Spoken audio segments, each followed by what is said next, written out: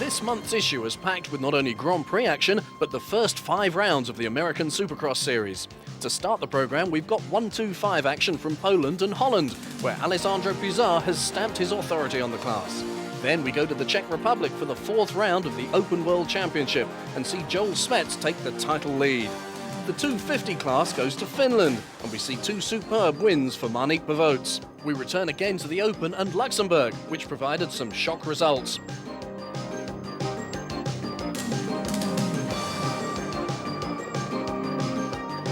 Round 7 in the 250 series moves to Sweden. Everton Pavots hit top form and take a big bite out of Voland's championship lead at near the halfway stage. Finally, we bring you the first 5 rounds of the American Supercross Series, which starts where last year ended with the Jeremy McGrath domination. That's all in issue 3 of Motovision, the video magazine.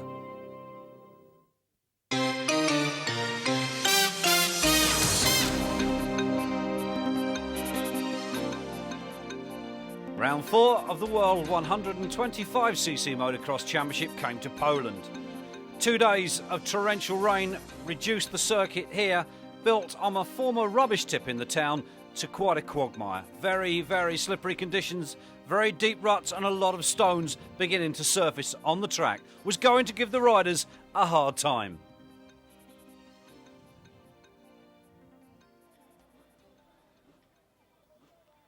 Saturday's qualification saw the young 16-year-old French star Sébastien Tortelli and Alexandre Puzar take top honours, but they came down onto the line for the start of Heat 1 on Sunday, with conditions beginning to improve as the circuit dried.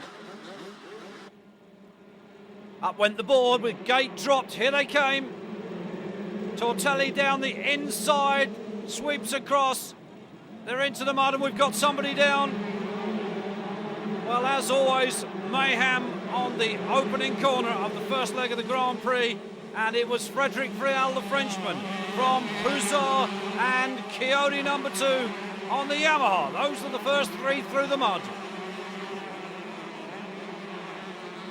As the rest battled for positions, Paul Mail in the Brit there, number 68, but Vial, making no mistake, staying out of the mud at front, 77. Puzar, the former 250cc world champion. Chiodi, chasing for his first world title in 1995 in 3rd. Then it was 21, and that was Charles Sweeby. 10 chasing Sweeby through Bartolini. There's Malin, a good start for the Brit. Number 8, that's Mauro Delago.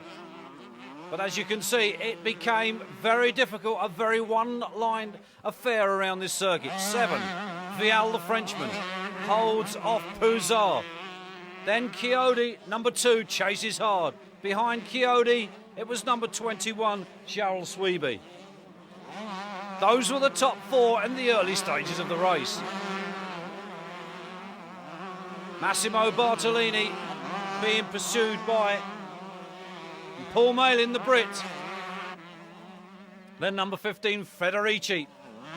But Vial, still there out in front, still out of the muck that was being thrown up by the rest of the riders. Chiodi still chasing Puzar, who was 2nd. 4th, it was still number 21, Charles Sweeby. Number 10, 5th position for Massimo Bartolini, with number 15, Federici, and Malin looks to have dropped back a place to Federici. So the Brit finding conditions a little bit slippery. Still Vial leads, number 7 from Puzar, 77. Changing 3rd, the Dutchman, Charles Sweeby, number 21, has come up. So we've lost Chiodi, the Italian. Then number 10 in 4th now, Massimo Bartolini. As the rest of the riders pick their way very cautiously through these conditions. Federici there, 15. It is extremely difficult, very much a one-line affair. As you can see, big rocks and stones beginning to appear on the surface, which is going to cause, well, an awful lot of problems for riders as those rocks get caught in their front wheels. Circuit starting to dry out just a little, and the drier stuff coming up from underneath. There is Chiodi. He's been off the bike, we understand. He's going to have to work hard if he wants to get back up. on course with the leaders, and Pouzar has taken the lead. Vial, there is Frederic Vial, so maybe a mistake from the Frenchman somewhere on the back part of the circuit. Sandro Pouzar then leads. There's the Brit Paul Malin trying desperately to pick up places, but we've got a battle on here. Sweeby and Pouzar neck and neck into the checkered flag, and I think it's going to go Pouzar's way, but only just. Yes, indeed, it was Pouzar, number 77 from 21, and Vial came in third. Chiodi scoring no points whatsoever, so Pouzar wins some valuable points over his main rival. Heat 2 then, down onto the line, 59 there, that's Jimmy Button, the American. He finished 15th in race 1. Gate drops, here they go. Will it be a clean start this time? It looks to have done. It's Pouzar then that takes the head of the pack. Circuit has now dried out considerably. We're looking back, there's Chiodi third, as the rest of the pack comes screaming through, so Pouzar it is in full control of this second race. And we have a battle on here between Chiodi and 98. That's the Italian Max Gazzarata. Well, the rest of them can pick up the lower placings at the moment. Number 10 just going through, Bartolini there. Not a good start for him, but Pouzar in control at the front. The 1990 250 world champion, no stranger to being in a winning spot. Chiodi making amends for that first race disaster, up in second as the rest fight and squabble for the lower placings. We've got a fair scrap on here, the American Jimmy Button and this Balducci and the South African Colin Dugmore. Well, no problems for this man at the front. Sandro Pouzar leads and Sweeby's gone to second. Chiodi to third, then it's Davy Strybus, the former 125 champion, back in fourth. Gazarat just going through, 51, that's Carico. He's in there for a bag full of points at the moment, as the rest of them scrap for those minor places. Balducci just gone through, but Pouzar and Sweeby's after Pouzar. And, well, it looks like Strybus has gone past Chiodi as well. So Chiodi on a backward slide in this race, crashed in race 1, didn't score a point. It's not looking good for high points in race 2. Track beginning to dry out nicely in certain parts, beginning to open up, less than just the one line that they have on this corner. So things are going to get just a little quicker. 12, that's Mashio just gone through, and this has to be Cheryl Sweeby, and he's passed Pouzar, and so has Davy Strybus. So Pouzar back to third. He's got Chiodi behind him, so something must have befell Pouzar out of camera shot. 98, Gazarat. It is turning now into a little bit of a procession with Balducci going through. There's Jasinski, and behind him the 94 125 European champion number 40 Jorgensen. Then it's Mashio, the Frenchman, number 12. Well, as you can see, it's very much of a rut, but we're back with the leader. This is Sweeby. Goes around the top corner, and he's off the bike. Front end has dug in. This is going to be Strybus' race. Davy Strybus, number 4, the Dutchman, takes over at the front, as the Dutchman, Charles Sweeby, gets the front end stuck into the loose stuff, and it pitched him over the bars, and that was his day run. Strybus, Pouzar, Chiodi, top 3 now. There's Davy Strybus, former 125 champion, and look at Pouzar, taking no prisoners with the back markers. Chiodi still back there in third. The checkered flag goes out, and it looks like Chiodi then that's taken the win, and Pouzar has taken second. Where is Strybus? Well, the answer is there, so we can only assume that Davy Strybus had taken a trip to Mother Earth. 20 points then from the second race from Chiodi, but it's Pouzar that now heads the standings, just 6 in front of Chiodi.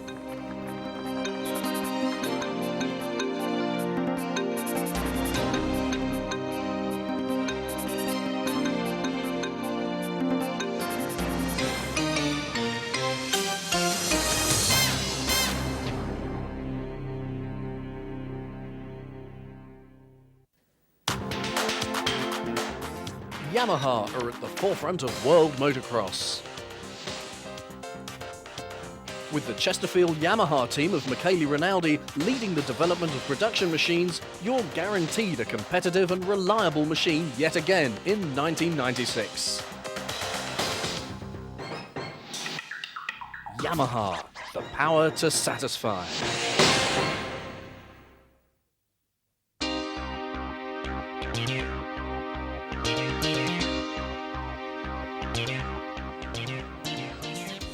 The pace of the 125cc World Championship continues here at Norg in Holland. 74 there. Pouzard with 25, the young Frenchman Sébastien Tortelli. Tortelli was the boy in official time training who got first choice of the gate. 68, Paul Malin having a good day here in the sand. Michael Maschio, number 12, with Davy Strybus beside him. The gate dropped and they were underway for Heat 1. Into that first right-hand corner, some of the riders drifting just a little wide, but it was Pouzard then from Tortelli, 1 and 2, and Chiodi back there in fourth. Then number 98, Colin Dugmore, the South African, in a top 6 position. But the battle's on. It was Maschio that was third. Look at Chiodi. Pouzard, Tortelli, Italian versus the Frenchman. Then it was Maschio, Chiodi, and Strybus was behind that group. So Pouzard, number 74, at the moment setting the pace at the front. And Chiodi goes up to third. So Maschio dropping back a place. The sand already beginning to take its prisoners. Jimmy Button, the American, in his first year at World Grand Prix racing, beginning to settle in nicely. But Pouzard and Tortelli battling it corner to corner with Chiodi. And behind Chiodi, it was Davy Strybus. Certainly at home here in the sand at Norg. Maschio going through and the French youngster into the lead, then passing the veteran Pouzard. And Pouzard trying to fight back. And look at this, Chiodi and Strybus drops a beautiful overtaking move on the Italian. But back into the lead comes Pouzard. We've lost Tortelli. Then Strybus up into second place. Then 98, Colin Dugmore, the South African. Then Maschio, the Frenchman. Then Jimmy Button, the American, number 59. There's Tortelli. We've lost Chiodi. It was Chiodi and Tortelli together there who clashed on the track. But it was Zandro Pouzard, number 74, dominating the proceedings at the front with Davy Strybus, number 4, beginning to close. Then Dugmore, the South African, and behind Dugmore, a battle really beginning to rage between Maschio and the American Jimmy Button, 59. Button riding the Magic Honda, but Pouzard still holding off the attention of Dave Strybus. The deep sand beginning to take its toll as they come around, and Strybus has found a way past Pouzard. Davy Strybus, no stranger to the deep soft stuff, has found a way through and is in the lead and looking good for a win. Pouzard, now second, leads the championship coming into this round. And behind those two, the battle is most certainly on. Button, the American, climbing all over Chiodi. And Tortelli back behind that group, but the leader coming through, it is Davy Strybus, number 4, who takes the win and 20 points. Pouzard holds on to second and still to the championship lead. Chiodi finishes third. And Tortelli, the young Frenchman, finishing fourth. Well, the American Jimmy Button finishing fifth, and behind Button it was the South African Colin Dugmore finishing sixth. Paul Malin, the Brit, finished 12th in that one. Well, big crowd here enjoying this 125 racing as the gate dropped for the second heat of the day. It's the Norwegian Roy Snellingham that's gone into the lead, and that is Davy Strybus that's on the floor. He has taken a hard hit, falling mid-pack. Would have been run over by a few riders in that position. Let's hope he's okay, but it is the Norwegian that leads then from Pouzard, the Italian. So, Norway leading. Somebody about to retire, and it looks like Chiodi. It is. Chiodi's been off the bike. taken a tumble and looks to be drifting very slowly back towards the paddock. But Puzar has taken the lead. Where is the Norwegian? And the answer is there. Roy Snellingham, second place. Then number 15, Federici, in third. But Puzar beginning to stretch his championship lead even further over Chiodi, who will now, I think, take no further part in this second race. Federici up into third. The former 250 world champion, Sandro Puzar, heads this second race, and very comfortably as well. Snellingham there in second, with Federici beginning to close on him. So we could see a change between those two, and that looks like Colin Dugmore, the South African, who's now fourth. There's Tortelli, number 25, and there's Paul Malin, number 68, the British rider. Remember, finished 12th in race 1. Puzar it is then that leads, and doesn't he look comfortable? Powering that 125 Honda through the sand. The Norwegian now being chased by Federici, and there's Dugmore, 98. Colin Dugmore has been racing now World Grand Prix for some years, but the results are beginning to come. Puzar at the front of the pack comfortably.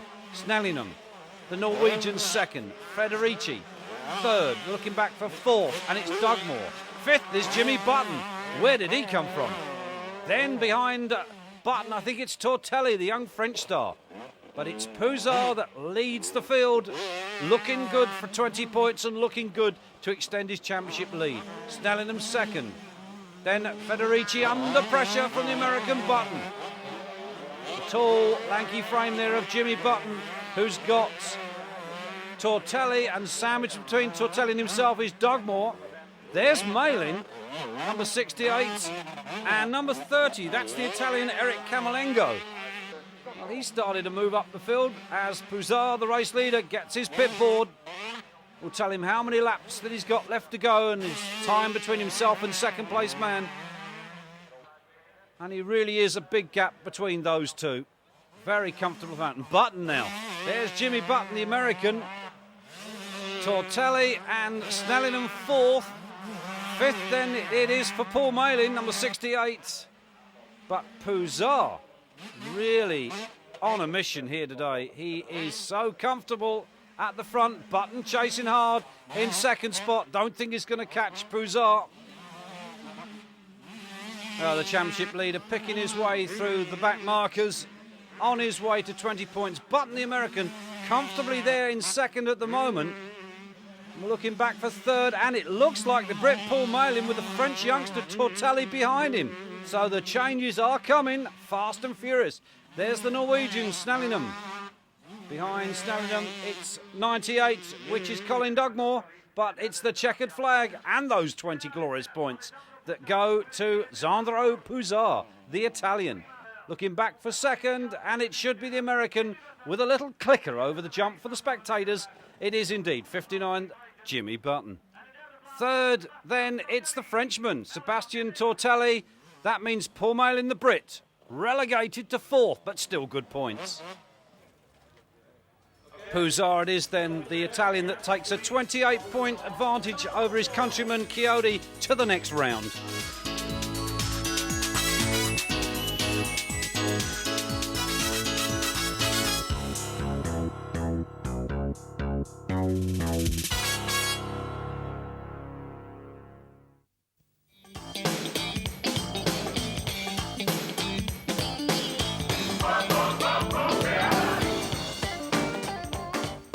Characters can supply your truck, van or car with the latest design in decals to give your vehicle a fresh look.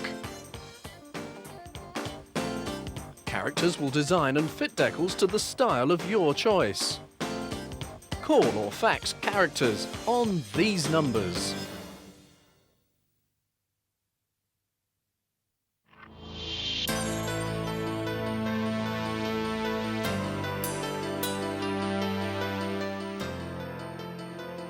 Round 4 of the World Open Class Series moved to the Czech Republic and to a very scenic, well laid out open plan circuit which all of the riders thoroughly enjoyed.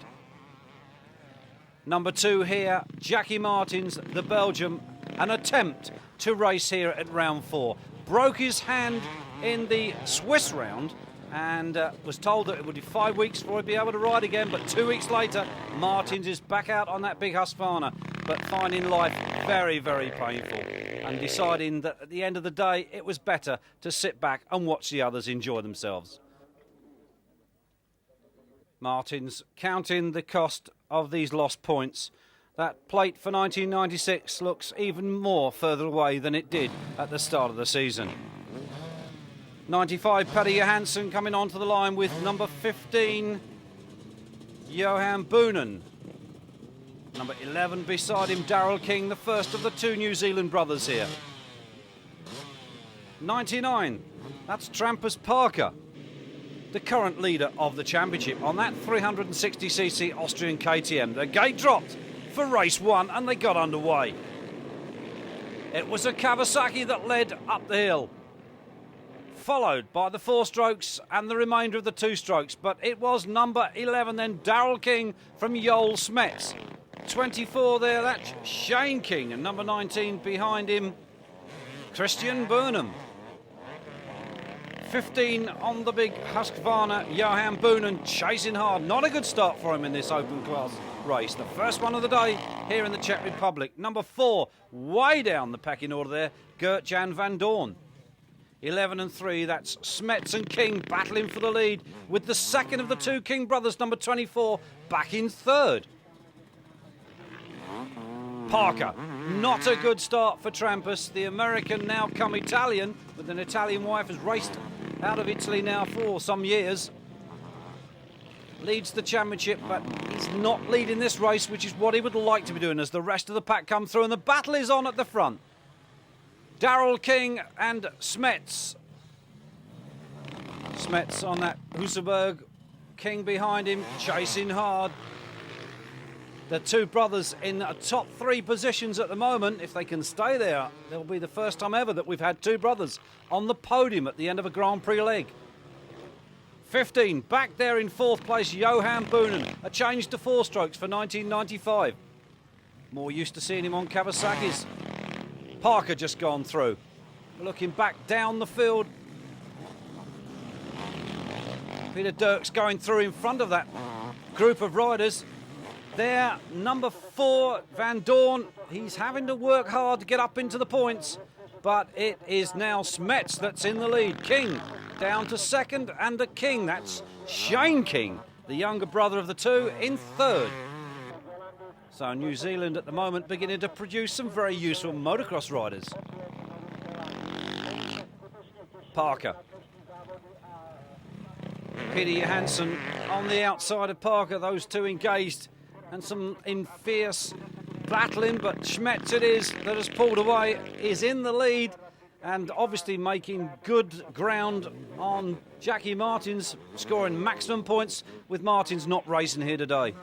Smets desperately wants to take that number 1 plate for next year. King back in 3rd place. So we've got 2 King brothers in the top 3 at the moment. 15 once again going through, Boonen with Parker behind him. And that should be Johansson right behind him, and indeed it is.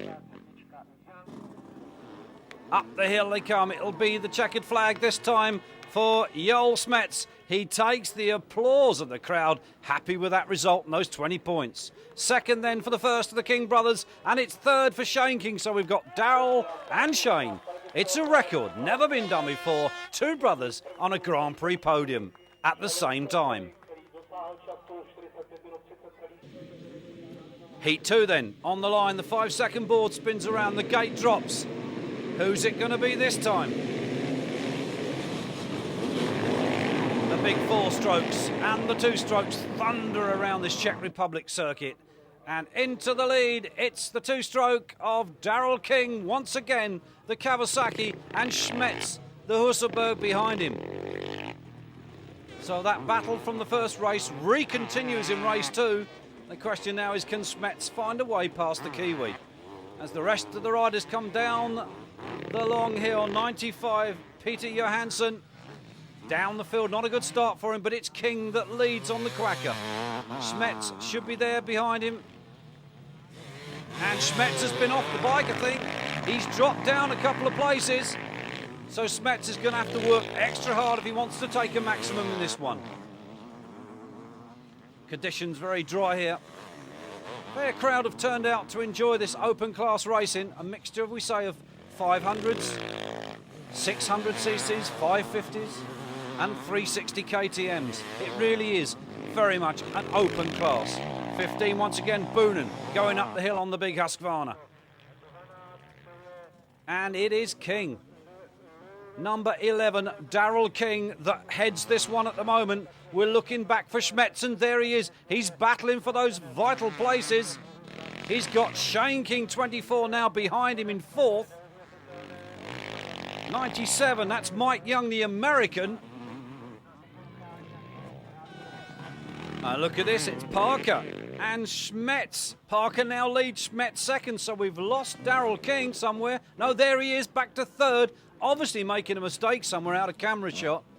His brother is fourth, Shane King, so the King brothers are riding well. 97, Mike Young, still in there with a shout of good points. But the battle is on between the 360 KTM. Look at that bike kick around.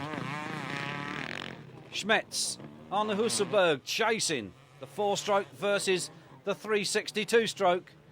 Smets has taken the lead. Parker, whoa, Parker's lost his tailpipe by the sounds of things. Bike very noisy. I'll have to do something about that. King then third. There's Smets, who's taken the lead.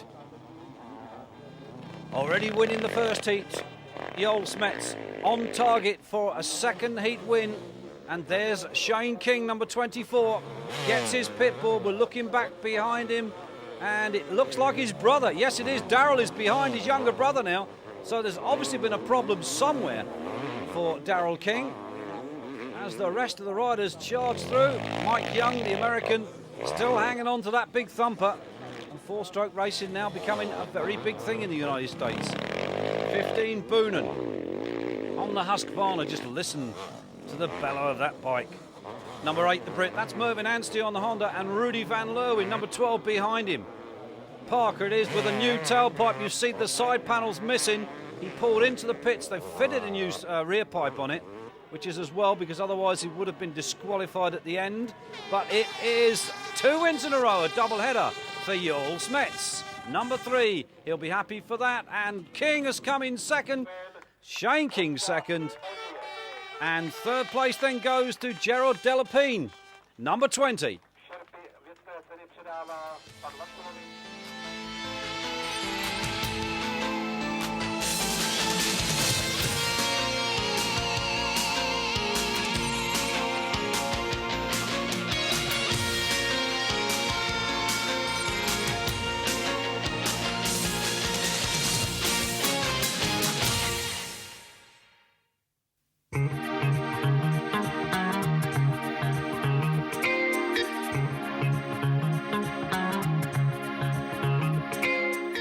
Vanden Werf will design and fit an awning to suit your needs. Top awnings used by the top race teams. Vanden Werf can also supply marquees for private functions and parties. For your awning or marquee, no matter how small or large, call Vanden Werf now.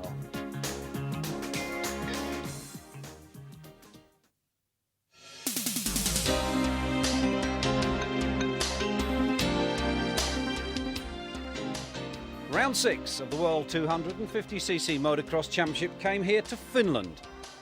Quite heavy overnight rain left the circuit a little damp and puddly in places. The machine here of the Belgian Stefan Everts, number 2. Marnik Bevoorts and his teammate Werner de Wit in conversation. Quite a large crowd turned out and lined the tree-line circuit to enjoy this motocross racing to come. Last year's 125 champion here, the American Bob Moore, number 41, with his teammate, number 11, Andre Bartolini, just in the background. Well, everybody was waiting for the board to go up, and it did, 15 seconds. Riders making those last-minute adjustments. Number 70 there in the picture, that's Leon Gisbers. The gate drops, here they go. Who's it going to be that gets the whole shot? This 250 category, very hard fought. It looks like a Suzuki. It could be DeWitt or Bevoorts. It looks like Bevoorts. over the top of the hill. No, it's DeWitt with his teammate Bavort second.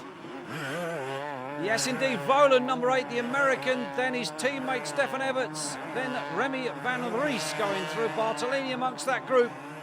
They're all tending to take just that one line, but they hoist those Suzukis up into the air. It's DeWitt then, leading number 6, Werner DeWitt, the Belgian, from his teammate Marnik Bevorts, number 4. Both on the Biiffi Suzukis. Talon Voland, Everts, both on the Silklin Kawasaki's behind those two. We've got a change here. We lost Van Ries. That's Byra. And behind Byra, Bartolini. And there's Van Ries with the Brit Kurt Nickel on the HRC Honda. Chasing hard, trying to get past. But these two Suzukis at the moment dominant at the front.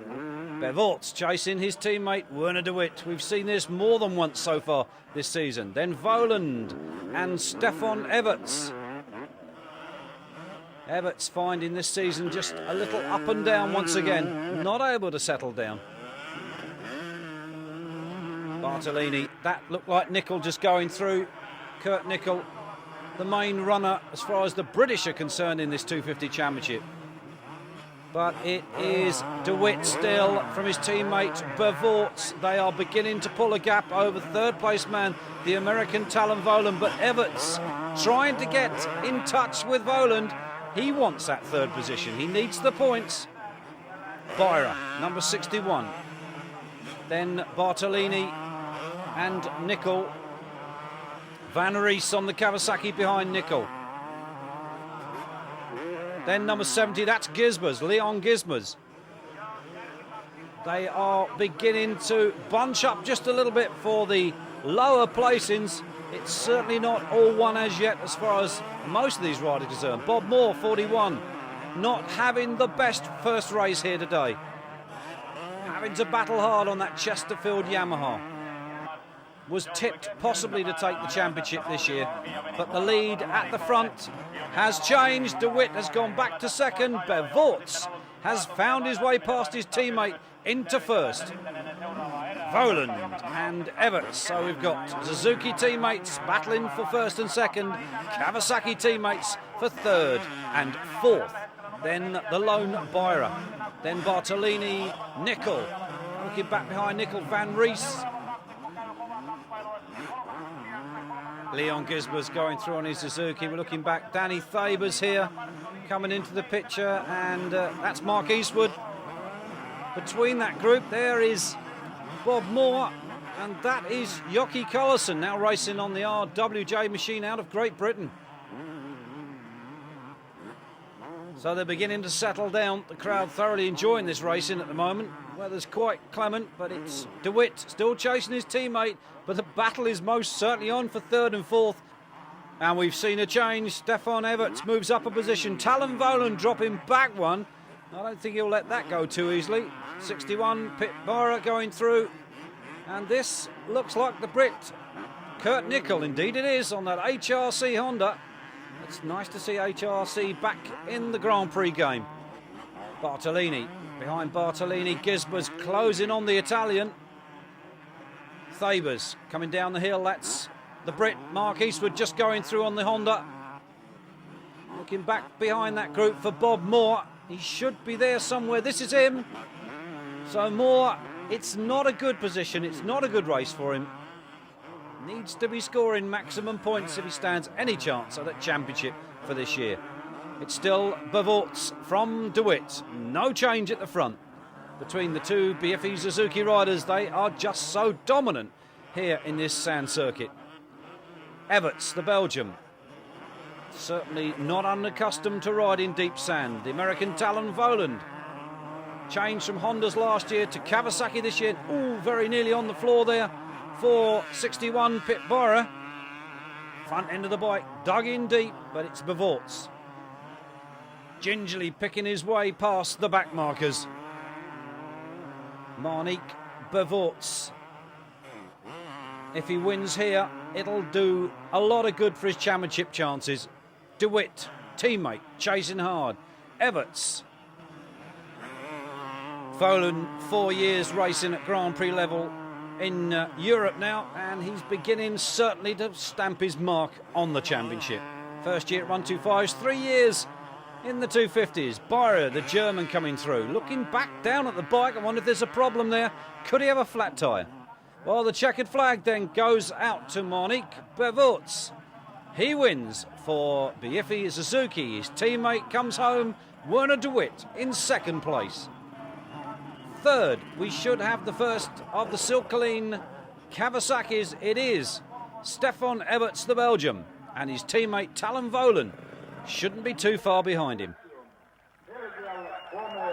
So Bevorts gets the prizes, top 3 there on the podium. Race 2, gate drops, here they come. Who's it going to be that gets that first corner? Is it going to be Suzuki? Is it going to be Kawasaki? Will it be a Honda? Looks like a Honda. It looks like the South African Paul Cooper. Oh, we've got...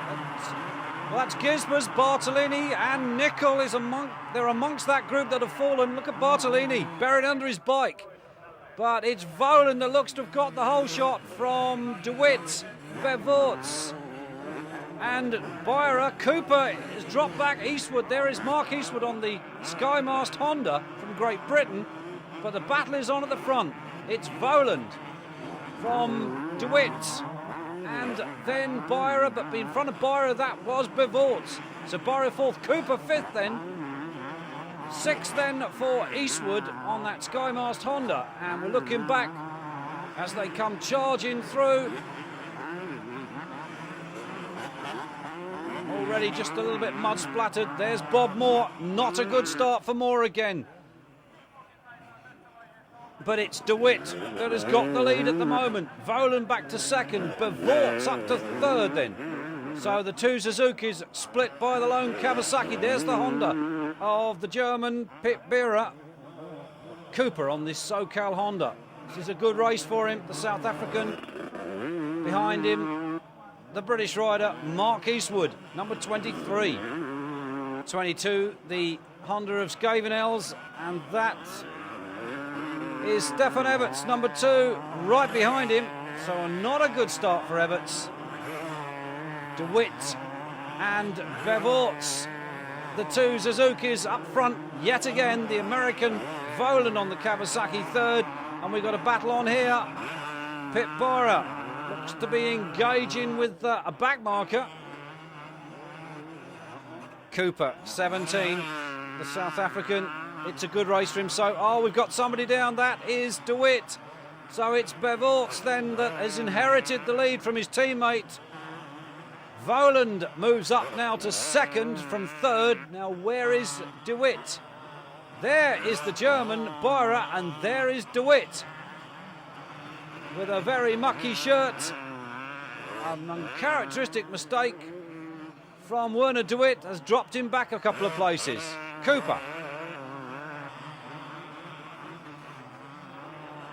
Everts, not a good race for him so far. He wanted to be at the front, but these Suzukis so dominant. Eastwood, and under pressure now, Mark Eastwood from Bob Moore, the American. Number 41 on the Chesterfield Yamaha, Kurt Nicol.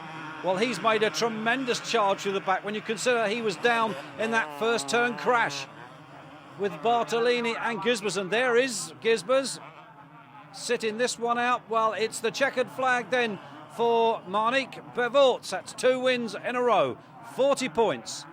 Second, we're looking back, it should be Talon Voland, number 8, the American. Third for Pit Bera, the German, and he's very happy with that result.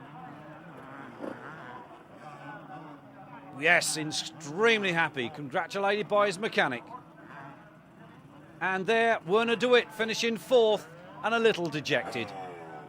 It should have been a win or second. Everts behind that group, and the SoCal man, Paul Cooper, the South African, elated with those points. This has got to be his best result of the season so far.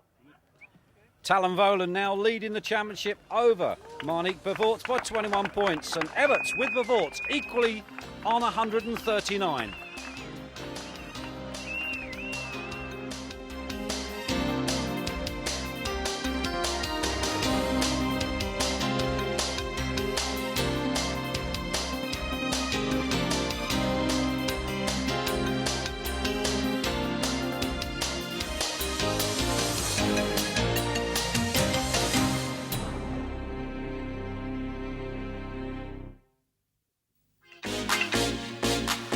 Suzuki's Marnik Bavotes won both motos of the 250cc Finnish Grand Prix to close down the championship leader. Riding the 1996 production Suzuki, Bavotes is lying joint second in the championship and looking good to succeed Greg Albertine and win the 250 World Motocross Championship. Suzuki, do it now.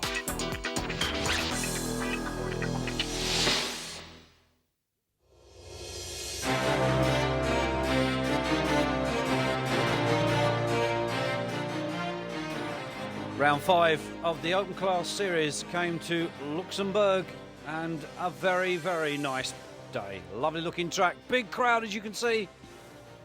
Patriotic motocross riders and followers alike turned out in their thousands to enjoy this Open Class racing. Into the first corner they went on Heat 1, and catastrophe. Trampas Parga down amongst that group of riders. Also Shane King, who had such a tremendous result at the previous Grand Prix. It was Gerald Delapine then that took the lead, number 20, from Joel Smets and Daryl King, then Franco Rossi going through, and Jackie Martins, the return of the big Belgium. After that hand injury that forced him out of the last Grand Prix, he'll be here trying to pick up some points to maybe salvage his championship hopes. There is Parker, 99, in that distinctive UFO gear going through, but it's Schmetz then that took the Hussenberg into the lead, followed by Delapine, number 20 on the Honda. Then Daryl King, the New Zealander, number 11, riding Kawasaki. Franco Rossi going through. And Jackie Martins powering that big Husky after that group of riders. 18 is Jeremy Watley, the British rider, followed by Christian Burnham, number 19. Number 9 just going through, and you picture Peter Dirks there. And there's Parker, desperately picking up places. Schmetz out in the lead, untroubled by anyone behind him. Delapine comfortable in second, but we've got a battle for third. It is King and number 95, Peter Johansson. They are battling for that position. Behind them, it's Jackie Martins and Franco Rossi, number 10, the Italian. 97 there, Mike Young, the American. And the battles all the way down the circuit. Parker trying his hardest to get through, being encouraged by the local crowd. But it's Smets then that has the lead, about to lap the British rider Mervyn Anstey, number 8, and has lapped him. Anstey goes down one, must have been off the bike somewhere further back around the circuit. The battle is on now, it's King up to second. Where's Delapine? The answer is right behind King. He's back there behind number 95, Peter Johansson. So Delapine down to 4th. Jackie Martins 5th. Number 2 on the big Husky. Then it's Rossi. Behind Rossi, number 97, Mike Young, the American. And we're looking back for Trampas Parker, number 99. Has he been able to get his way? Well, here he comes now. He's making progress, slowly but surely, on that 360 KTM. He's pressing his way forward, the leader. Number 3, unmistakable in the yellow outfit, Joel Smets. Second place now for Peter Johansson, number 95. Third then for Daryl King, number 11. And 4th for Delapine, number 20. 5th for Jackie Martins, and listen to the horns as he comes around the track. Number 10, Franco Rossi. This is a good race for Rossi at the moment. Mike Young, fairly unknown to most of the crowds here, but Parker certainly well known. Schmetz, hoping to repeat the back-to-back wins that he had at the previous round. Schmetz fires up that big Hülsenberg. Peter Johansson, second. We're looking back. Are there any changes? Third. Delapine still there, 4th. Chasing King at the moment. Going for another roll-off on his helmets. And Jackie Martins probably still feeling a little bit of pressure from that broken hand. Rossi. And Parker on the back door of Franco Rossi. That puts Parker in the top 8. Mike Young also amongst that group, but Schmetz totally untroubled at the front, unaware of the drama that's unfolding behind him. Johansson. And look at this, Delapine going after third place. Has he got it? On the inside of Daryl King, has he got it? Martins, a 31-year-old Belgian rider, and Parker, he's got past the Italian Franco Rossi. Joel Smets taking the checkered flag. This is 3 Grand Prix wins in a row. He's looking good for a #1 plate in 96.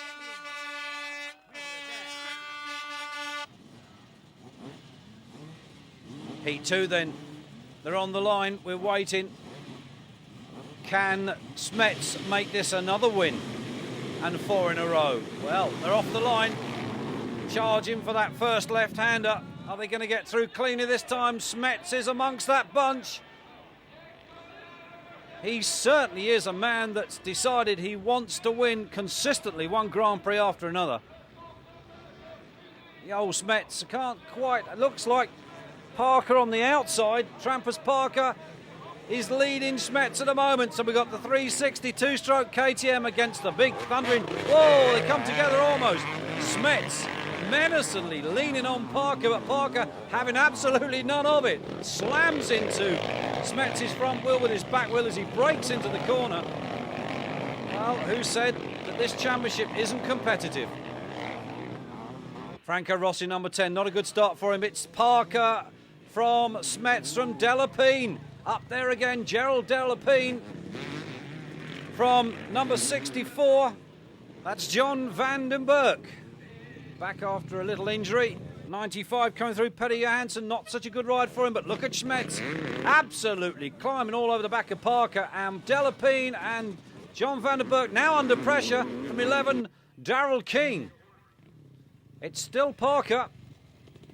Smets, the big 4-stroke against the 2-stroke 360 KTM. Delapine on the Honda. Oh, King has moved up to 4th.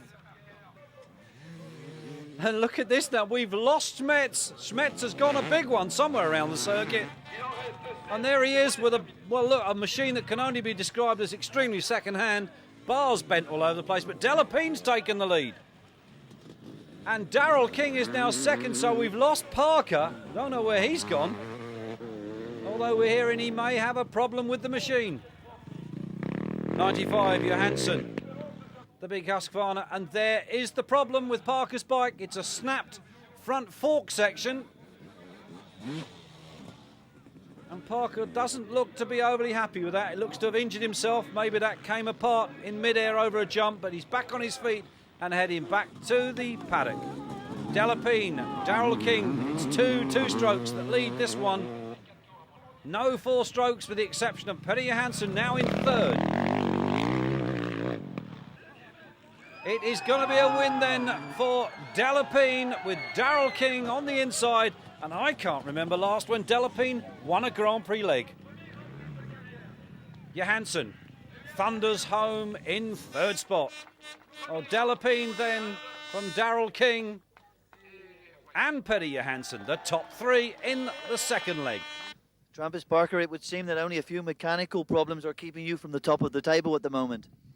Yeah, right now we've just added up the points that we've lost over the past few motos, and we've come up with over 40 points that we've thrown away because of mechanical problems. But there's no sense in crying about it. It'll make it better when we go down to the last race. And what about the opposition in the 500 class? Who do you feel is the biggest threat to the title? Me and my bike. And you've had some problems. Have you got plans to sort those out now?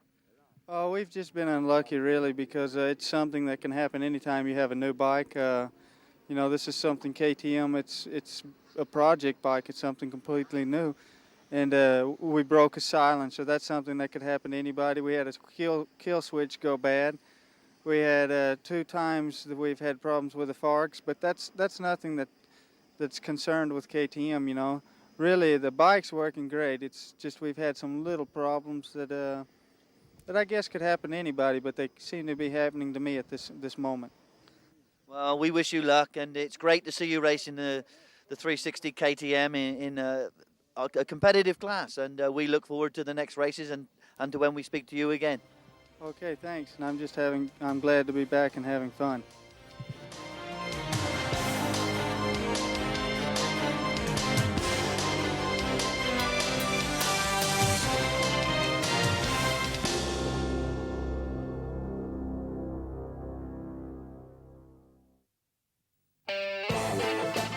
Issue 4 of Motovision is yet again packed with Grand Prix action, including the long-awaited joint 125 250cc Fox Hill Grand Prix. There'll also be action from America, with more from the Supercross series. That's all in Issue 4 of Motovision, the video magazine.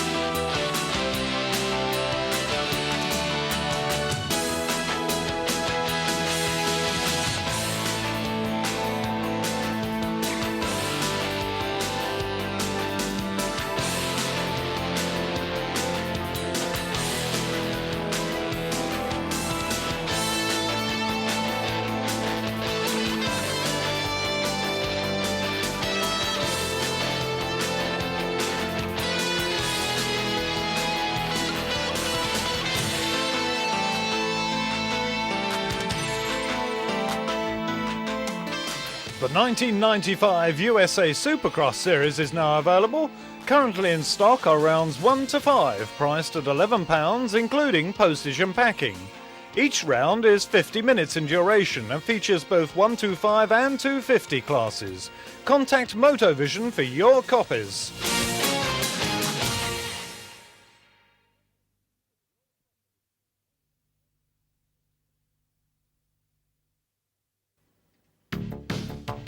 Multi-air filters are used by the top teams in world motocross. Multi-air are the choice of HRC, one of the most successful teams in the history of motocross.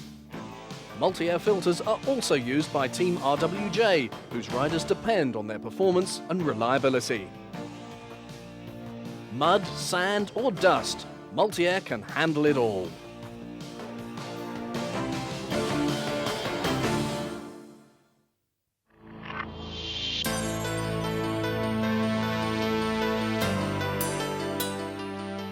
Round 7 of the World 250 Motocross Championship came to Sweden, Montala.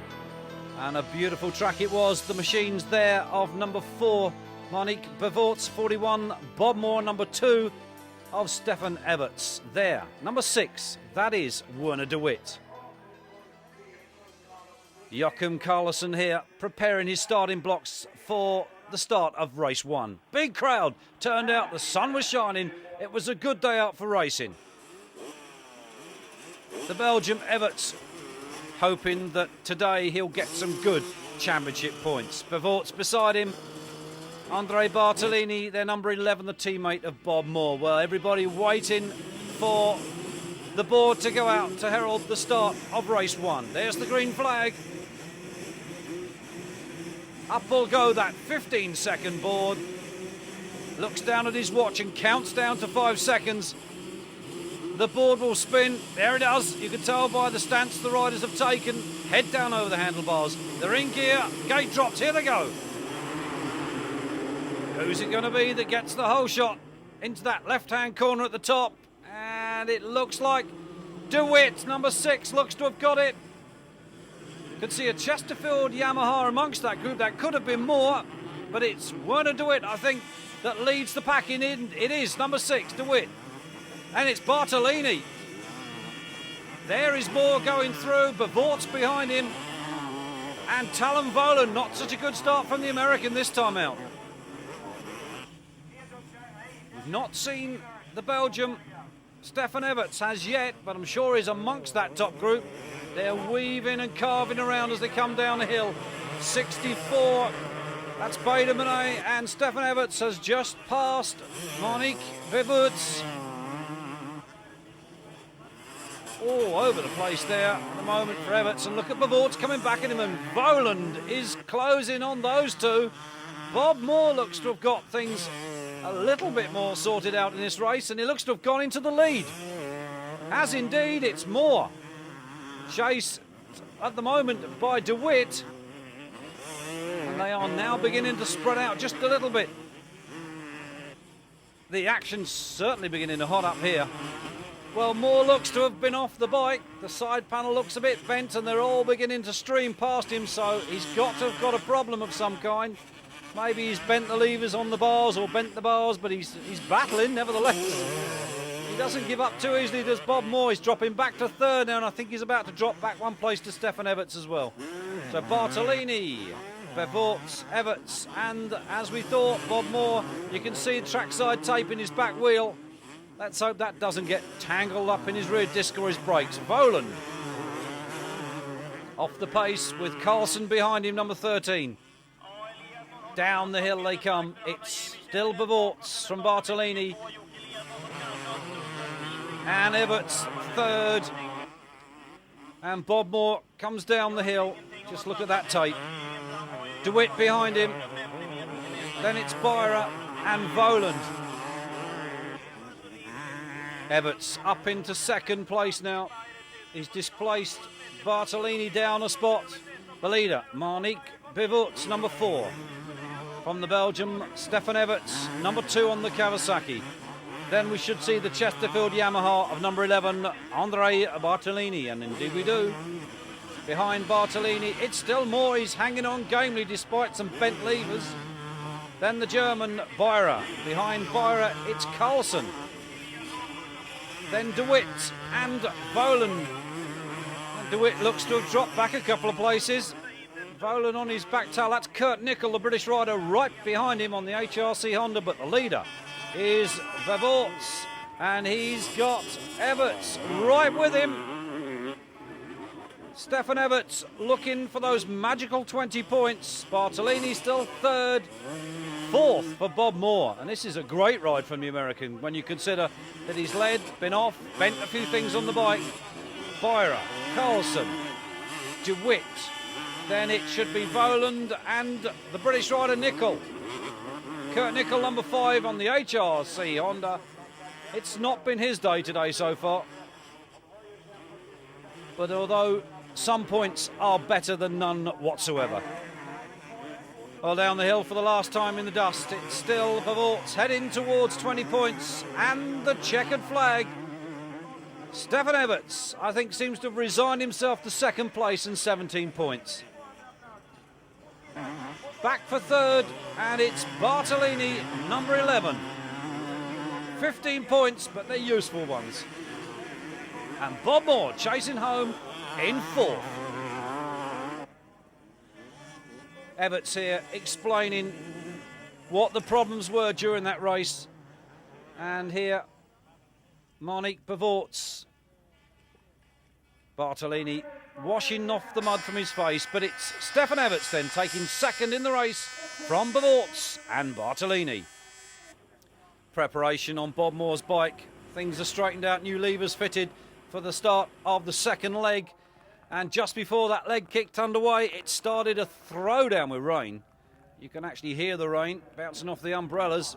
So this will certainly change track conditions dramatically. They're on the gate drops. There'll be some frantic grabbing at tear-offs and roll-offs after this one. Looks like Bartolini on the inside. It could be Voland was there as well.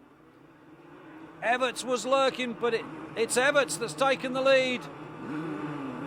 Stefan Everts wants to get out in front, out of the muck that everybody else is going to throw up from their rear wheel, which is a sensible way of thinking. Bob Moore up the top of the hill with DeWitt behind him. And it's Everts. You can see the conditions have deteriorated quite considerably.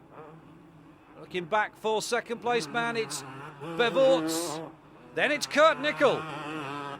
Then we've got Voland, Vera and DeWitt. And Bob Moore was amongst that group. So Everts basically is cleared off and decided to stay rather clean. I don't really blame him. Monique Bevorts second then. Nickel behind him. Then it should be Voland just going through there. That looks like Byra and DeWitt on the inside. This is Bob Moore going the highway round. Bartolini and Pedro Tractor, number 71. But Stefan Everts taking a quick grab at the cord on the side of his goggles. Another pull-off or roll-off. Then it's the Belgian, Monique Bevorts. Kurt Nickel, this is a good ride from the British rider. Results have been a little sparse over the last few Grand Prix for him, but he's beginning to come back. Voland, just barely see that number 8. It should be Byra then. Down the hill comes number 2, Stefan Everts. Just barely see him now. Track beginning to dry out. It's stopped raining at last. The sun has come out. And there is Bevorts. Again, just recognisable how conditions can change. Nickel still hangs on to that third spot. That's 15 points if he can stay there to the checkered flag. Valuable points for the British rider. Should be Voland down the hill next. On cue, there he is.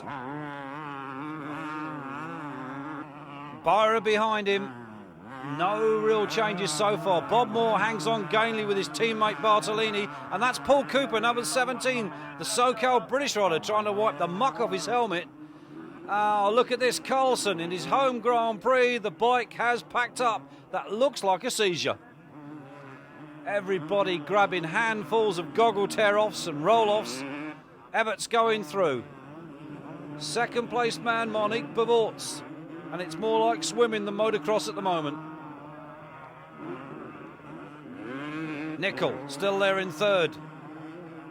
This should be Voland, it is, as he goes for a roll-off. Then Byra, the German, behind him. Pit board goes out.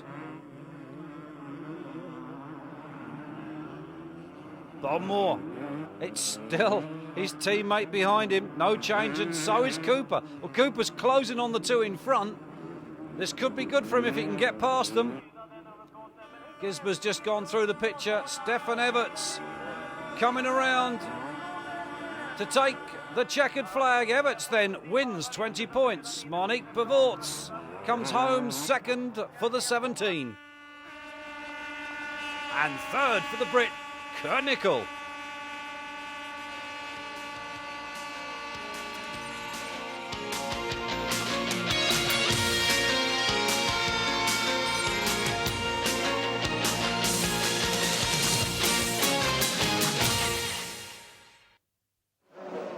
Now we join the 1995 American Supercross action at round 1 in the Citrus Bowl, Orlando. We pick up the action with the 125 main events. Qualifiers were almost set to go for the first race of the year, 125 East, and they're off.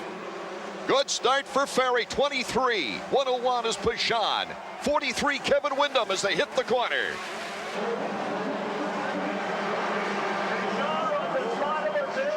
Ferry in first place, Mikhail Pashan second place, Jimmy Neese third, Dobb fourth, and Windham fifth. Ferry out on top, and Mikhail Pashan is very confident just to stay right behind him and push him a little bit. Well, Ferry's riding excellent. I'm not sure that Pichon has anything that he can do to get by him at the moment. All he can do is stay close, try to stay out of that roost, pick some different lines, which is tough to do here, and just study what Ferry is doing and put the pressure on him, and then hopefully in the closing laps make a pass.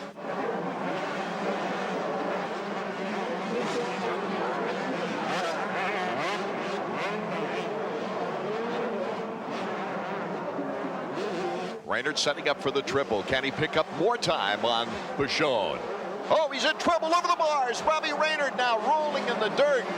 Oh, bad break for this young man once again. He's been on 3 different bikes in 3 years. He was Rookie of the Year before that, but 2 down years, and he's back on top here today. Mikel Pichon, second place. Good steady race, David, for Mikel.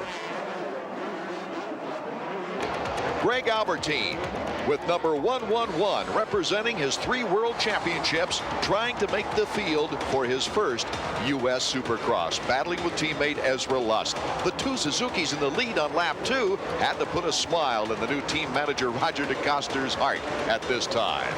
And just in front of Larocco and Henry, Albertine, who had improved 70% from the day's single practice session. But when he goes down on the finish line jump, it was the first of 2 crashes for number 111. His second crash, and Albertine would leave the track in frustration and pain. The shoulder injury sidelining him for at least 2 weeks. We now join the first 250cc main event of the season, and we'll pass you back to race commentators Art Ekman and David Bailey. Number 1, Jeremy McGrath on the right. Getting set. He's used to getting whole shots here. Wants to see if he can win his 3rd in a row in Orlando, but it's Emig out in front. Emig takes the turn. He goes down. Look out. Henry, Lamson, Craig, they're held up in the roadblock now. Emig will end up last in the pack. Jeremy McGrath made it through. So did Lusk. It's Ezra Lusk in the lead. Well, that's a shame for Emig. You know, he rode really strong in his heat race. Now DeHoop's down. Boy, it's just mayhem out there in this first lap. McGrath right on the heels of Kyle Lewis, leaps over Kyle Lewis into first place. You talk about wasting little time getting out in front now, and he's going to pour it on. Well, he goes right for the jugular. You know, this is what McGrath is so good at. He doesn't waste any time. He goes right to the front where he can run his pace, which is blistering in those opening laps. McGrath with 10 victories his rookie year, a record 9 victories last year, and the title once again. Let's go down to Jan Beekes.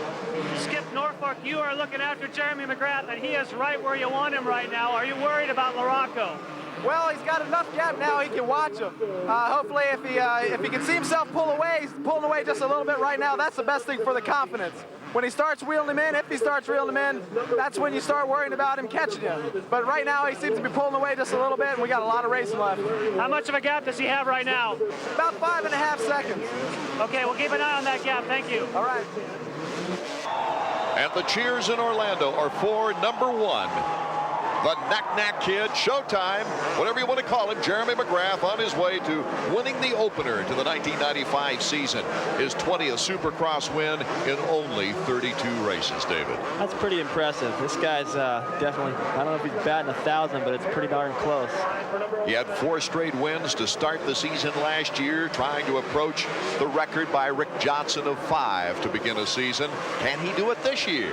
Well, there's a lot of skeptics, you know, saying that it's too hard to do it 3 years in a row. There's too many things against it, but there you see him taking the win again. He's got to demoralize everyone.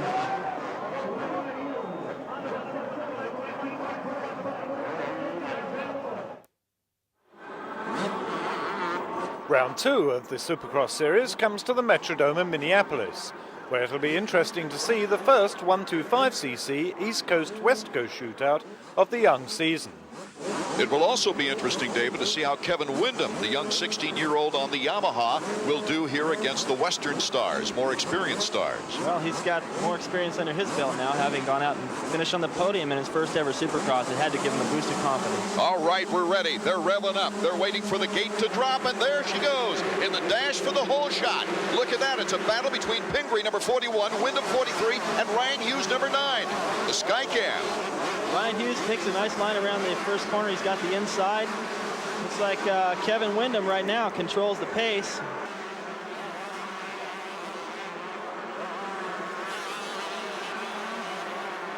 A good competition between Pichon, number 101, and Pingree, number 41. Pichon's got his rhythm, David. Well, he reminds me a lot of Jean-Michel Bale. And if anybody remembers Jean-Michel, he's very sneaky and very clever at getting his way through the pack, and that's what we're seeing right now from Pichon. Oh, first place tightening up. Wyndham, 43. Huffman giving a run. Here's 23, Ferry, and Decker bangs him in the rear. Ooh, that could affect the Eastern Point standings right there if Ferry can't get back in quickly. Brown, number 26, Decker, 27, Pichon, number 101. Pichon getting back in the heat. He had a bad start in 9th place, but battled through Clowers, Keeney, Pingree, and now is taking on Decker and Brown. No, he looks really good. You know, he's able to go fast everywhere on the racetrack. You know, when you have to come from behind like that, boy, there's a couple of things that can happen. One is you end up stuck back there riding everyone else's pace, or you can take different lines and work your way up, and that's what he's doing right now. He's doing an excellent job. Pichon, a 2nd place finish last week as we go to our sky cam.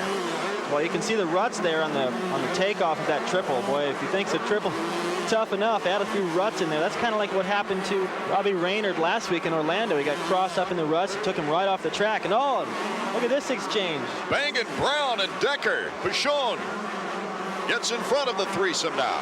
Looking at that shot just to the left of Huffman. That's Jeremy McGrath. He's checking out the whoop section, is he not? As Huffman really is cautious, coming toward his 6th career 125 Supercross victory, his 2nd here in the Metrodome.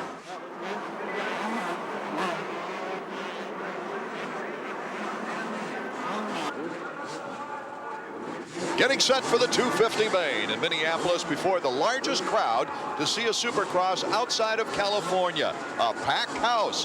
They braved the cold outside for the warmth and the action inside. The race for the hole shot. Jeremy McGrath is off to a great when he gets his first hole shot of the year. Emming is right there. Cut him off nice. Doug Henry is there. Lusk moving ahead of Ward as we look at Skip Norfolk. Jeremy McGrath's mechanic checking out on the stopwatch as number 1 is really putting on a sprint now.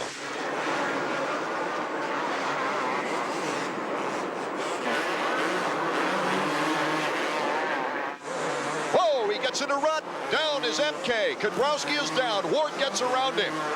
Oh, bad break for Kudrowski now after really coming from behind. Yeah, I think the wind is out of his sails now. Look, he can't even get the Kickstarter out. You know, Emick definitely chopped him off, but I think Kudrowski could have eliminated that by realizing it and just backing off a little bit and letting him have the line. Meanwhile, out in front, Jeremy McGrath. He proved in the season opener he intends to keep the train on the track. Jeremy McGrath has won 20 Supercrosses. He's looking forward to number 21 in the shortest period of time in Supercross history. Only 31 races. He's on his showtime lap right now.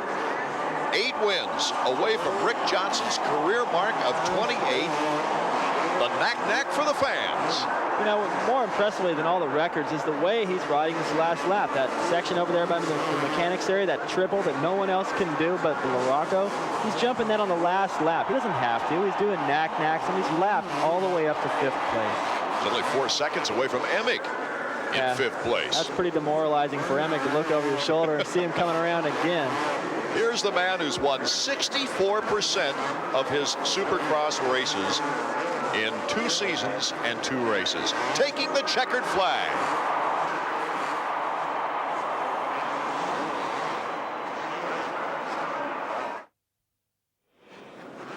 Anaheim, California is the 3rd Supercross of the season and the most famous. This is one of McGrath's favourite stadiums, and with his home crowd behind him, it's hard to see anyone beating him. Last-minute instructions and nervous routine. Oh yeah, you see McGrath there clapping, do whatever it's going to take to get him psyched. You see basketball players and boxers coming out in a full sweat, ready to do battle. And McGrath looks ready to go right there, and I think that's what makes him so strong in those opening laps. What do we look for in the start? It looks a little tacky. Well, I don't like where McGrath's starting. He's too far to the outside. It's a short starting line, so if he gets pinched off, he's going to get pushed wide. The 250 main is underway. Breaking to the inside. It is Larry Ward getting the whole shot with Ezra Lusk, number 24, out there. And buried in the back of the pack, Larocco and Kudrowski. And McGrath, he's buried back there right with him. McGrath, you see him right there taking the turn.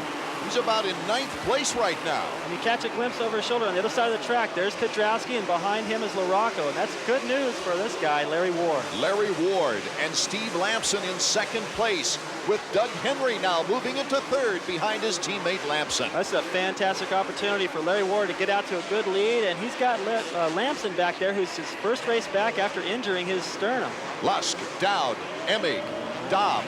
You see McGrath buried in the pack there. He's going, you know, watch this guy carve his way through the pack. He never follows anyone. You can't pass him if you're following him. Watch the way he does battle with this guy. Taking on Todd DeHoop, and that's number 111, Greg Albertine. Right, he looks up the middle. He can't get him. He goes to the outside. He gets him there. Right now, McGrath looks like he's pinned with the 2 riders out in front of him. Well, nowhere to go. Oh. Look at that. He crosses all the way back across and sets himself up for that next left-hander. Boy, he never follows. He's awesome in his opening laps. The top privateer of last year. 2 third-place finishes this year, 2nd in points. Here comes Jeremy McGrath approaching John Dowd.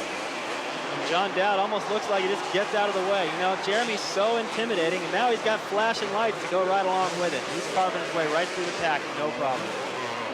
He's moved his way into 6th place now as Jeremy takes the hop and looks to the side to see where the leaders are. Jan Beekes is down in the pits with Ed Longacre. That's Ezra Lusk's mechanic. And do you think that he can hold off Jeremy McGrath? Do you think he can hold him off? Well, Jeremy's riding pretty good. Ezra's a little hurt this evening, but it'll be good. Even if Jeremy gets by, if he can follow him, that's fine, because Jeremy's trying to go to the front, so are we. Oh, the crowd is going crazy. He's trying to make his move. What can you tell your guy to keep his momentum up? I just need to tell him to follow Jeremy and learn, just like everybody else needs to do, it seems, so far this year. Thanks, Ed. Thank you. A little different theory than times past. Here comes Jeremy McGrath, and oh, Henry is down. So Jeremy McGrath just ups another position. Well, this makes Jeremy's job a little bit easier. These guys, he either gets by him or he puts the pressure on him, forces him into a mistake like that. And I think LaRocco just went by Henry as well. As you take a look at Larry Ward, who's got a nice, comfortable lead right now. You see how far it is, back to 2nd place. And right now, honing in on his teammate, another teammate, Jeremy McGrath moves on Steve Lamson. Well, Steve Lamson, as we mentioned already, is not 100%. He's got a bruised sternum, and that's got to be painful. And right there, McGrath goes right for the jugular, wastes no time, and he's already got 2nd, setting his sights on Larry Ward. And look at how low he jumped compared to Lamson. He does everything a little bit different. Right. Well, he doesn't carry a wheelie into the face of those jumps like some of these other guys. Right there, look, on that triple, you see him look over to see where Larry Ward is. He doesn't want to wait until he gets back to his mechanic to have him tell him. Here's another look at the pass. You know, Jeremy's just smart. He knows he doesn't even have to pass the guy, but if he controls that inside line, what's the guy going to do? Gets the wheels back down to the ground very, very quickly. Jeremy McGrath now in 2nd place. Larry Ward, and look at the interval now. About a second is all with Jeremy McGrath on the hunt. There he hops the little rut section now, takes the inside, forces Ward out, and then leaps by him. Says hello, goodbye. Like, waves at him in the air right there. You know, if I was Larry Ward, I'd be a little upset with that move. You know, it's Jeremy's show. He's dominating the Supercross. That was kind of a condescending little move right there, passing him. We're going to get another look at it. He jams up the inside of this whoop-de-doo section, sticks a wheel in, and forces Larry Ward out into a rut where he can't do this triple. That's the main difference. Look at Jeremy. Waves at Larry Ward like, hey, buddy, what's happening? And, you know, if I was Larry Ward, I'd yank his arm right there. Ward led the race for 12 laps, and Showtime had no time to mess around. Well, this is definitely a lot of pressure for Lusk. He's looking good up here in 3rd place, but man, he's got these guys breathing down him. And look at all this. Jeff DeMent off to the side. Oh, LaRocco goes right into the back of him, and a little extracurricular punch, backhanded punch there by LaRocco. And his 22nd win of his career. That's pretty amazing. Only 3 seasons on the 250, starting the 4th season, 22 wins. I only have 12. I rode longer than he did.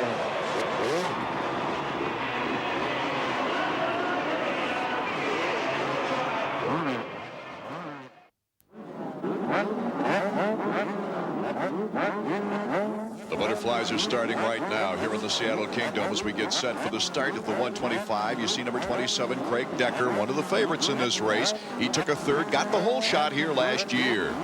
The rider's nervous. You can see him twitching, rolling up and back and forth, and sometimes you can intimidate the guy next to you. You know, you roll out there and try to suck him into that gate. I've done it before. It works. Sometimes it backfires on you. We're set to go for the 125 main. The fans on their feet now. Look at number 9. That's Ryan Hughes getting the whole shot. Oh, and on the outside, we've got a big crash. It's Metzger, number 387. I can't identify the rider that's down. It looks like a Honda Fender, but it's very hard to tell. That bike's going full speed. Oh, that's very scary. You can see the rear wheel spinning. It was running wide open, and those guys have to be very experienced not to pick that up and let the bike run away with them. Reminiscent last week of Pedro Gonzalez. His uncontrolled bike went across the track and caused a mess. There you see Hughes and Frederick Viel in second place. Craig Decker third. David Pingree, Corey Keeney, and then Damon Huffman. Huffman has dropped back to 6th place after a real good start on the opening turn. Boy, this looks great for Ryan Hughes. Now, Ryan hasn't been able to ride. I don't think Ryan has ridden like he would like to ride so far. Not up to his potential. Here he is with the whole shot. Huffman's stuck in the pack. He might be able to pull off his first win of the season. Oh, this could be the showdown we've been waiting for this year between the number 1 and number 2 riders of last year. VL running a great race with Decker, and you see number 41, Pingree. Art Ekman, David Bailey, and Jan Beekes at the Kingdome in Seattle with the 125cc action. Our preliminary reports show us that Sean Hyland was the rider who was down in that opening turn and is suffering from a concussion. He is out for the day. As we pick up the action, though, it's Ryan Hughes out in front of a trio of riders, and there goes Damon Huffman.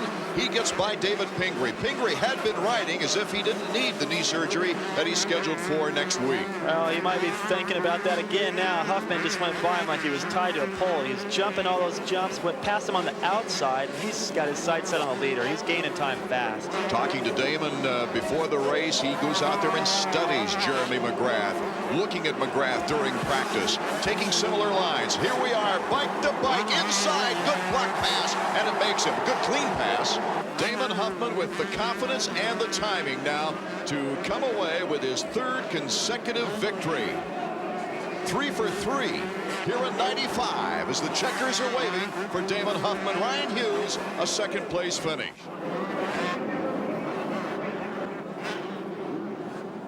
You might remember last year, Jeremy McGrath, a flat tire took him down to 3rd. A flat tire took Larry Ward here in Seattle from 4th to 5th. But right now, it's a brand new year and some new soil down, we hope. Well, you can see all the rocks there, and all eyes are on Larry Ward right now. He needs a hole shot like last week, put some distance on McGrath, and hopefully hang on here. They're off. Good start by number 24 in the Suzuki. Ezra Lusk got the whole shot. McGrath, Hemming, Ward, Larocco, they're all in good shape. A good clean start. A good clean start. You can see a big jam there in the back, and McGrath is poised and ready to do battle and move to the front as quick as he can while Larocco's still buried in the pack. Well, the scene is set now for great competition out front as Jeremy McGrath, as usual, wasting no time, cuts inside of Ezra Lusk and takes over the lead before the green flag is seen at the end of the first lap. Here's the battle for 5th. Jeff Hemming being hounded by Doug Henry. I got to think right now, Henry looks a little bit faster. He's caught Hemming, and Hemming's just basically riding defensive. And they're going to come into that section where they can take different lines and look at Henry. Jumps all the way through there, then into the corner. You know, it just looks like a faster line. Henry looks like he's got something up his sleeve, and he'll probably make a pass. Henry goes to the outside. He's got the momentum, makes the double before the finish line jump. Look out, Lusk is down there, and Henry picks up 2 spots. Good luck for Henry right there. More problems continue for Lusk. McGrath extending his lead from 2 to 7 seconds in 5 laps.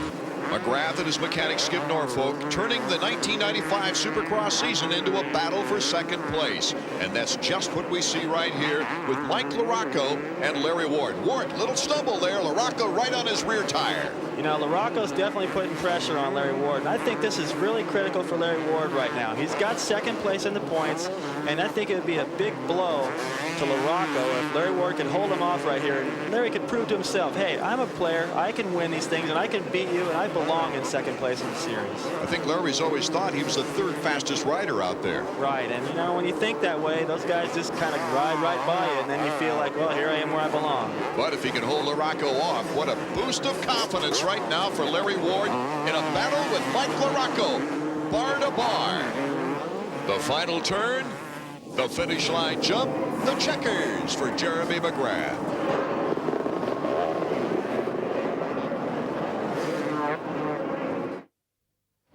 We joined San Diego and Greg Albertine in semi-final number 1. Check out this battle that was shaping up for second place. Albertine sneaks up the inside, gets them both in one swipe, and DeHoop, number 25, is going to come back and return the favor. This was a furious affair in the early laps in the battle for second place. DeHoop, number 25, the 10-year veteran out of Michigan.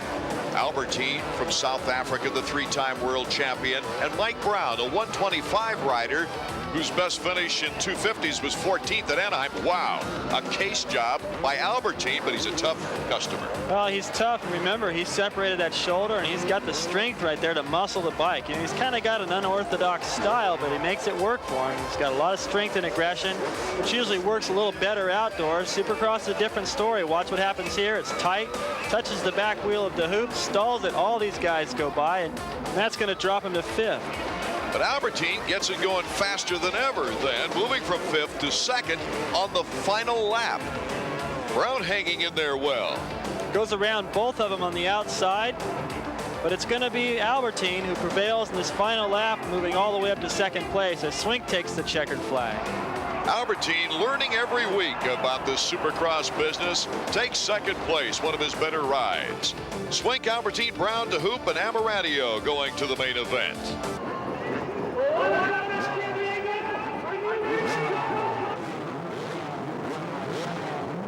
Getting set now for the 250 main event. It's nervous time. Well, you can see Jeremy there doing his little ritual before the start. He's stretching out. He's doing whatever it's going to take to get him pumped. Remember, he was tight in the heat race, and I think Larry Ward was faster than Jeremy. McGrath won here at San Diego last year while battling the flu, and look at number 19 is right next to him. Mike Craig, he led from lap 2 to lap 12 in that race.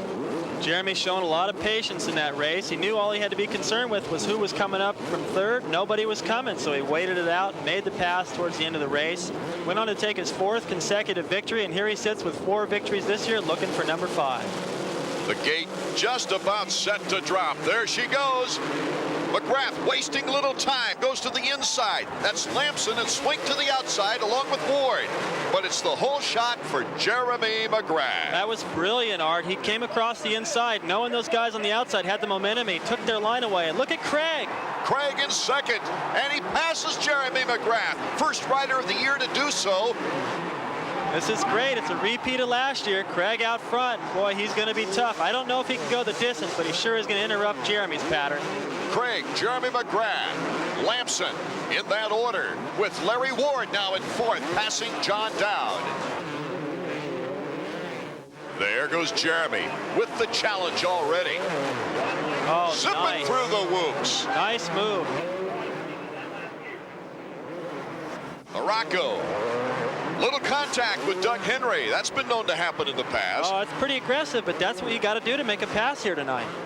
LaRocco moving into 5th place now as we go back to the battle for 3rd and 4th. And what happens here with Larry Ward is that every place he's strong on the racetrack, Lamson maintains just enough edge coming into that section where Larry can't get around. He's in much better position to make a move, and he's got the inside track now. Larry Ward moves into 3rd place. Great move by Larry. What an interesting battle this is with the non-factory teams gunning for the podium spot. Larry Ward in pursuit of Mike Craig. Craig into the corner there. Oh, he left a foot behind. A little stumble, giving some valuable space for Larry Ward. Ward cuts inside, and he moves into 2nd place. Jeremy McGrath to within 3 wins of Bob Hanna's mark of 27 career wins. And, of course, Rick Johnson holds the record with 28.